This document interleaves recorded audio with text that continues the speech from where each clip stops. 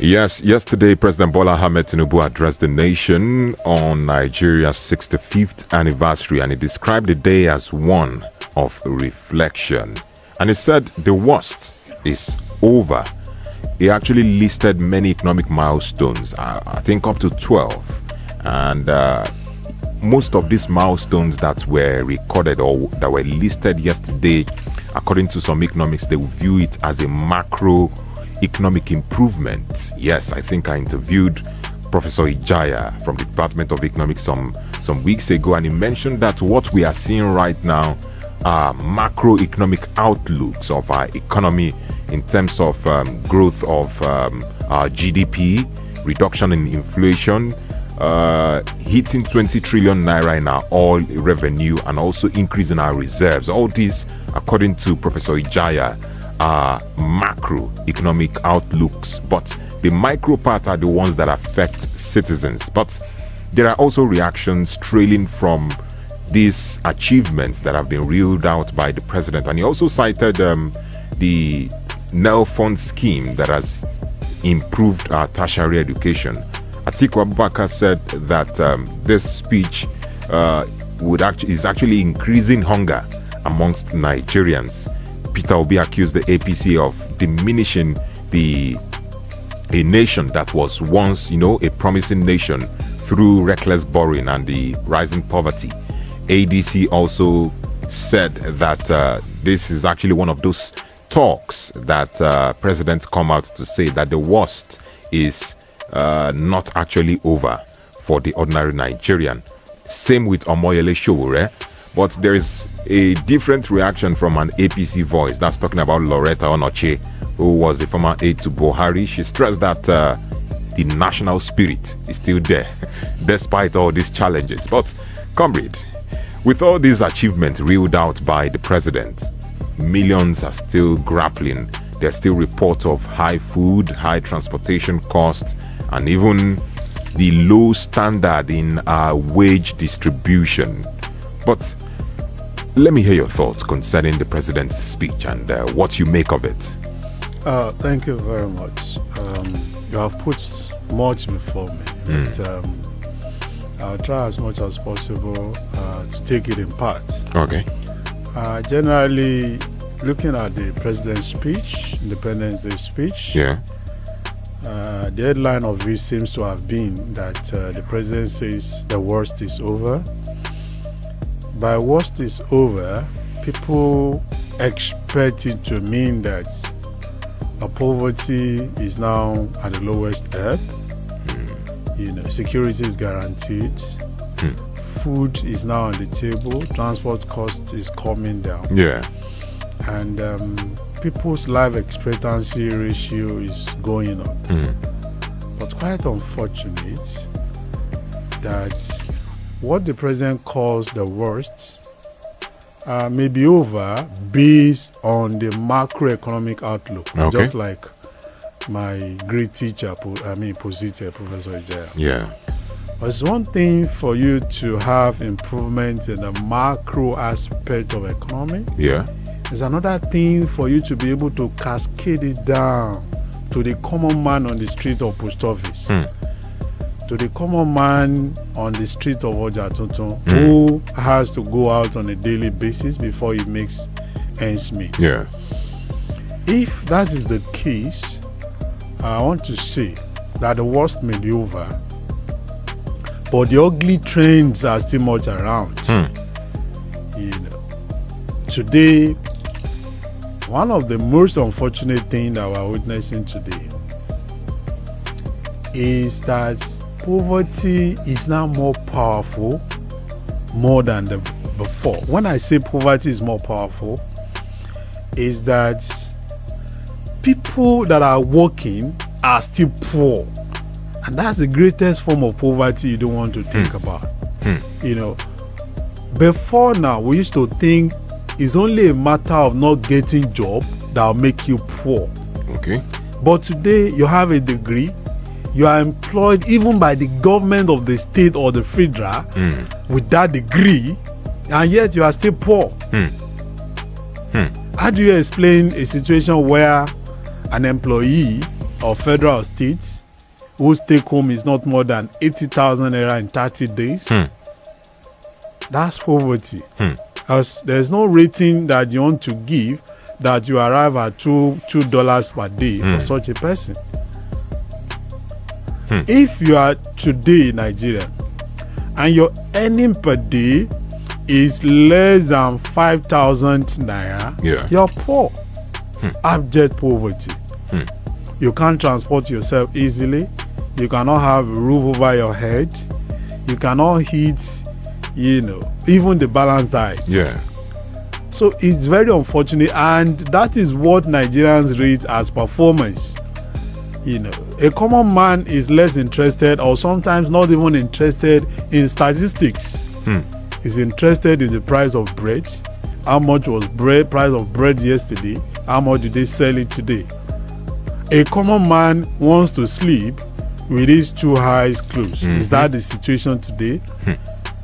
True independence lies in our ability to be able to walk freely on our streets, to be able to live anywhere in the country without fear of bandits or any other, non-state actors attacking you. So all these are what our people call the gains of democracy that they want the president to capture under Independence Day speech. But the president acted smartly, and that smartness in the Mr. President's speech or address is not, for me, uncommon. I see President Bola Ahmed Tinubu as a very smart politician. He's an accomplished leader, so to say. But when you are a leader, especially in Nigeria, if you are leading a country or a state, no matter how smart you are, if your smartness is placed under the realm of politics, people will not get dividend of democracy. What do I mean by that? When the president came on board, he took very strong decision. Removing the subsidy, liberalizing the exchange rates and all that, making, those tough decisions will tell you that this one knows what he was coming to do. And his intention was that our problem was lack of our ability to generate enough fund. And he discovered that if he could be able to scrap subsidy, liberalize exchange rate, he will have more money to cater for our needs. But unfortunately, the governors in 30 states do not think towards that direction. The president thought, if I make more money, I give governors more money, the governors will invest, will revive industries, will create jobs. But instead of that, most governors prefer to undertake white elephant projects that have no bearing on the life of a common man. And that is why we are not yet out of the wood. Yes, the worst may be over. The fuel price may be marginally coming down. Food price too may be marginally coming down. But the working class, are not smiling, and unemployment is not, reducing. It's increasing by the day. More businesses are closing down. More multinationals are leaving the country. There's no power. SMEs are also suffering, and a whole lot. That's to tell you that the president and the governors need a lot more to do Comrade, for Nigerians to feel better. One thing that you've done this morning that is similar to what the president, or that is similar to what you said the president did, was you've analyzed this issue smartly. Just like the president. You've reeled out some of the challenges that Nigeria is facing, and you also acknowledged that food prices is coming down. Petrol is coming down. The same thing the president did. But there are many critics who would say that how are we sure if these figures are actually genuine? That taking a look at fuel subsidy, for example, that you mentioned, many have claimed that why didn't the president or the government implement certain measures to ameliorate the sufferings of Nigerians before implementing that policy? But right now, as it stands, it is done. Yes. What reform or what immediate measure should accompany our economic drive right now? Because in terms of economy, in the macroeconomic outlook, we seem to be doing fine with all these figures and all that. But what should be done right now we know that insecurity is another angle that needs to be checkmated. In fact, I don't even know the kind of approach that should be employed. But let's take a look at this, the economy and insecurity. What must be done to properly ameliorate this situation? Thank you very much for also asking a very smart question. To begin with, you know, sometimes governance is much more complicated than we feel it is. And sometimes when I sit down, I ask myself, I am a football lover, and sometimes the player that is adjudged as the world best player, when he plays a particular ball, I tend to judge that no, he should have played to the right, not the left. That is the world best player. The same thing usually plays out when it comes to governance. But people, do they deserve more? The answer is yes. Do we have good schools that can guarantee our tomorrow as a country? The answer is no. Public health, is it functioning? No.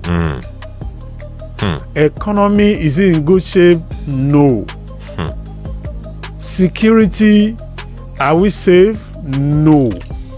Now, that's, made me to arrive at your point, the intersection between the economy and security.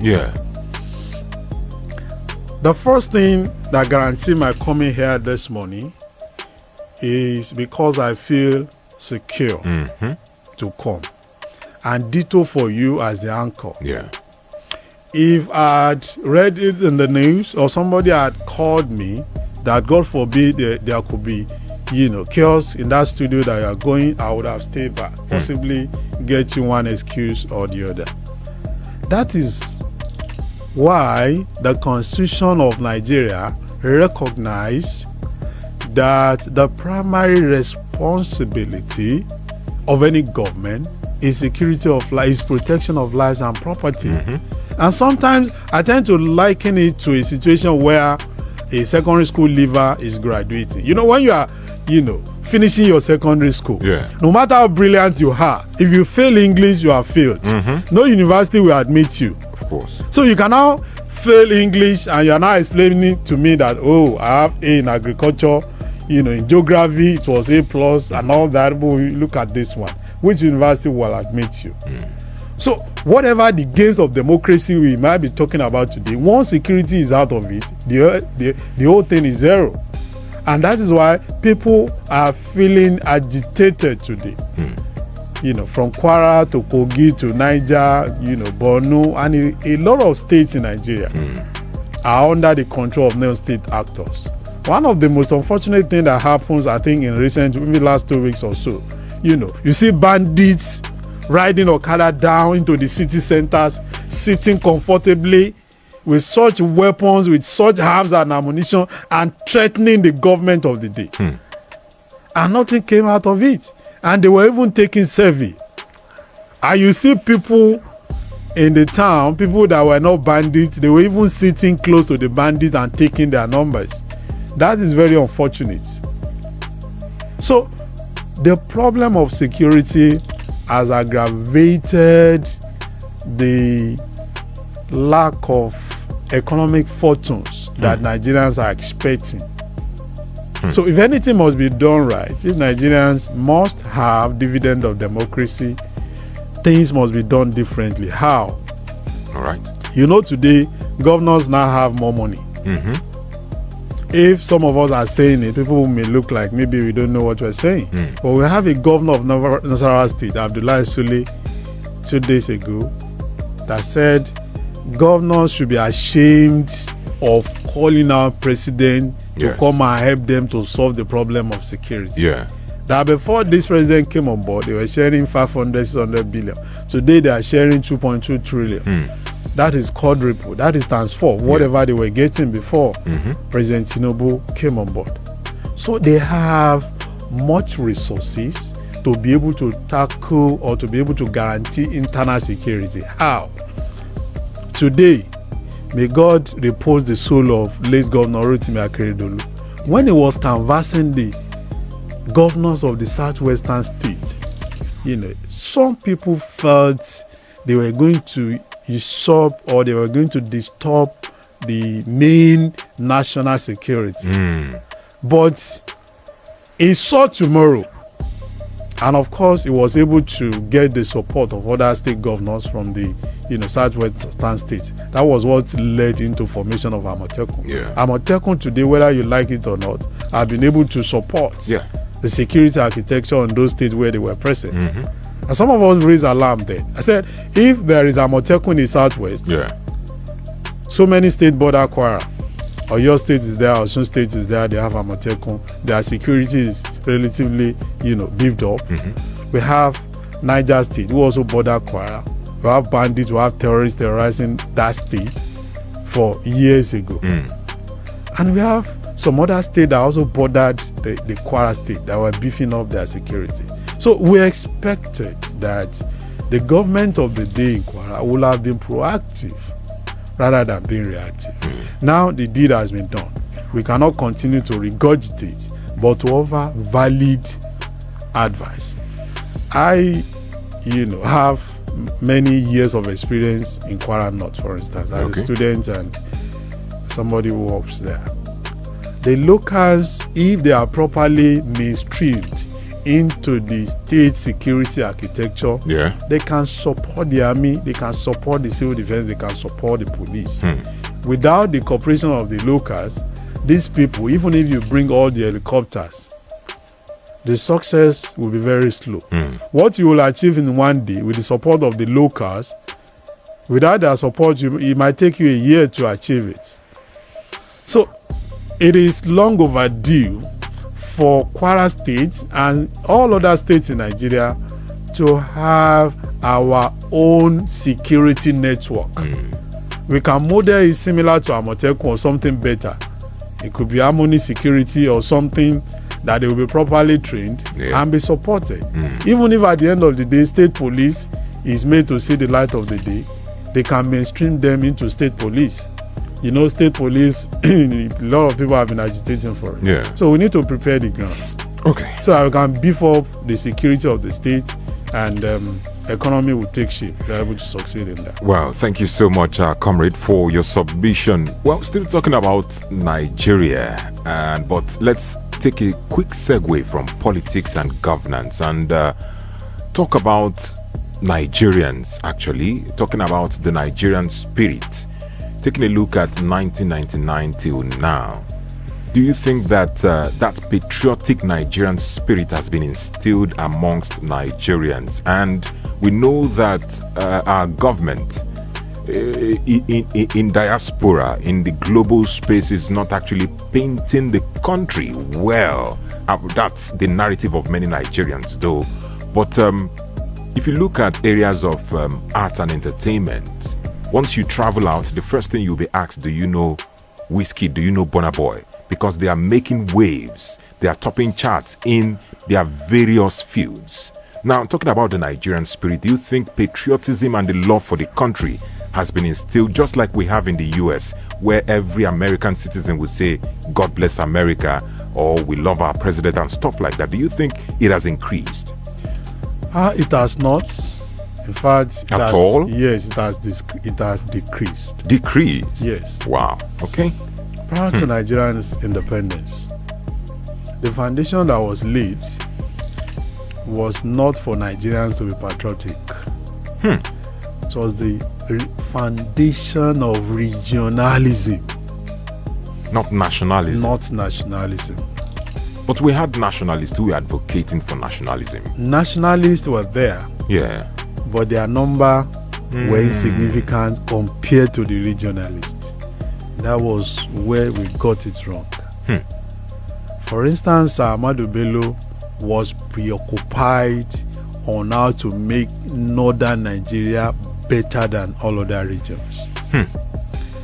Obafemi Awolowo was also there, making sure that the Westerners have the best form of education, because his belief was that once you are educated, you can rule the world. that was what was playing out in other countries of the world, America, US, UK, where Awolowo had been before he became a nationalist or a regionalist. Yeah. You know, Nnamdi Azikiwe, you know, with his antecedents, you want to give him kudos for being one of the few nationalists that we had then. But then, because he discovered that other leaders from the various regions were more particular about their region, he also, at the end of the day, tilted towards his own region. And there was no proper balancing. And that was why in 1957, when the call for self-governance was first made in the Western region, it was completely rejected by the Northern region. That was when they carved the phrase, you know, I can't recall the phrase, but it was rejected that the country was not ready for independence. And that is why up to today, some still feels that we only got flag independence as posited by senior lawyer Femi Falana yesterday, that we are not yet an independent nation. What we have is only a flag. The three regions were not properly fastened together as at 1960. If there were more nationalists in 1960 than regionalists, I bet you Tafawa Balewa would not have been the prime minister. Okay. In 1960. Okay. Because nationalism spirit will tell you that the best hands should be given the job. It was not poor. It doesn't dictate the regions where you come from. Yes. But the Northerners leveraged on their numbers, and because they had more regionalists, and even for fear of being dominated by the Southerners and Easterners. And it is that politics of regionalism that will continue to play up to today. So you feel... Let me give you another example. You feel if the colonialists had preached this message of national cohesion, it would have been better. Sank more. Yes. But the regionalism also serves their own interests. And that was why it was promoted over and above nationalism. All right, I have to cut you short here. We have to go on a commercial break. When we come back, we'll continue with our conversation. I can see that we have a couple of messages on our WhatsApp platform. Keep it coming. Hello, good morning. Good morning. Yes, please. Happy New Month, sir. Good morning. Happy New Month. This Professor Sayodele speaks from Airport City next week. You're welcome. On your issues discussing this morning, you know our leader, they know what to do. Mr. President coming yesterday. We know that the celebration council, because we are not in the mood of celebration. The nation where the security is not stand, economy is bad, education is bad, killing here, killing everywhere, and the money they get on this West TV, we are supposed to be received alert by 7 a.m. yesterday. Yes, so that is a relief. See, people are using slippers now because of trekking. Things are changed. You know, we are praying in this nation. Only our leaders, they're supposed to secure, to monitor, and they focus on security. All right. Our head must be their priority. Thank you so much. You. Thank you so much, Prophetess Ayodele. All right, keep your messages and your calls coming in. Ali from Ilorin says, in the area of security, governors, being the chief security officer of the state and knowing that the bulk of all insecurity stops at his desk, they need to consult with the president to place the commissioner of police in the state under them, or alternatively create state police under full control of the governor.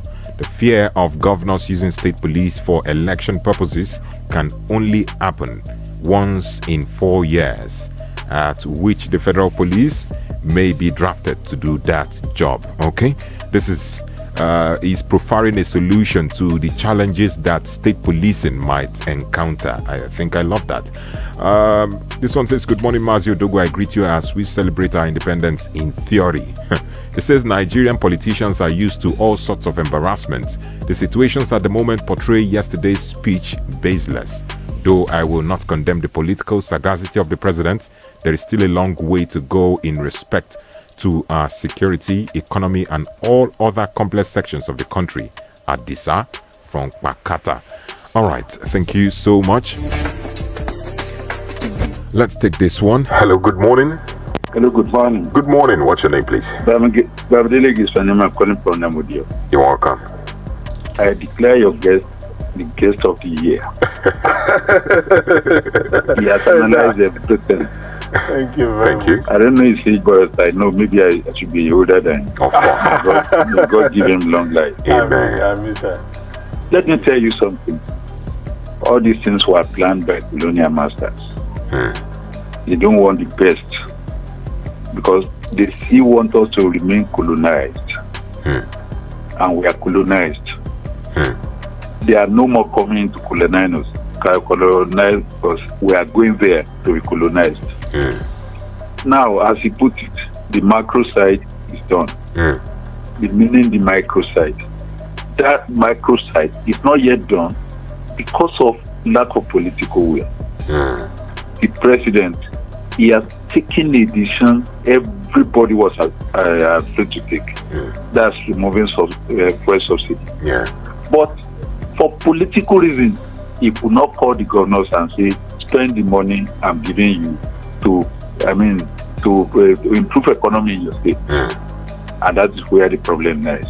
They can use it to improve economy. They can use it to even make the state more secured.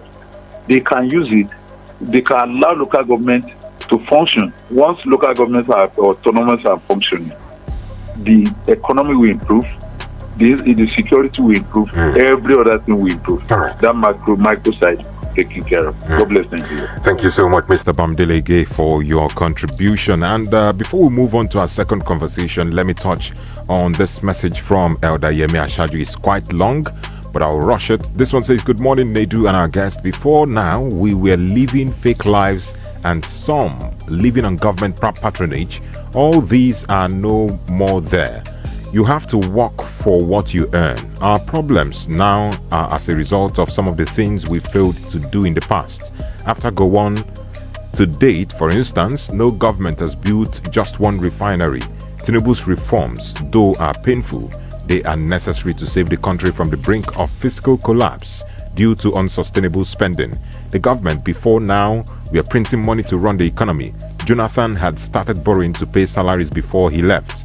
That was how terrible things were before now. We should not be deceived. The economy would have collapsed if the ongoing reforms are not carried out. Even though the economy is still facing headwinds, things are gradually turning positive direction.